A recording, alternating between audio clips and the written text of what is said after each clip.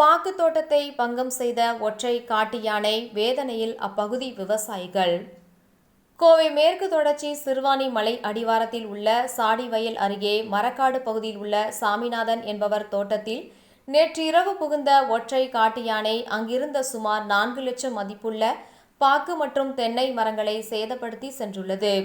இதுகுறித்து சாமிநாதன் கூறும்போது, கடந்த சில மாதங்களாகவே 2 தினங்களுக்கு ஒருமுறை கூட்டமாகவும் மற்றும் ஒற்றை காட்டு யானை அப்பகுதியில் உலா வருவதாகவும், இதை கண்காணிக்க ஒரு சில நேரங்களில் வரும் வனத்துறையினர் வந்து பார்வையிட்டு மட்டும் சென்று விடுவதாகவும், அவர்கள் சென்ற பிறகு அங்கு வரும் யானைகள் அப்பகுதியில் உள்ள பயிர்களை முற்றிலும் சேதப்படுத்தி செல்வதாகவும், இதனால் விவசாயத்தில் நஷ்டம் ஏற்பட்டு வருவதாகவும், இதனால் அப்பகுதியில் உள்ள விவசாயிகள் விவசாயம் செய்ய முடியாமல் வேறு தொழிலை தேடி நகர பகுதிக்கு செல்கின்றனர்.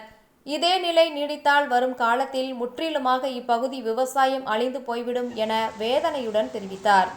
மேலும் வனத்துறையினர் கண்காணிப்பை அதிகப்படுத்தி தீவிரப்படுத்தி அப்பகுதியில் வரும் காட்டு யானைகளை நிரந்தரமாக வராமல் தடுக்க நடவடிக்கை எடுத்தால் மட்டுமே எங்களின் வாழ்வாதாரம் காக்கப்படும் என்று விவசாயம் செழிப்படையும் என்றும் அவர் தெரிவித்தார்.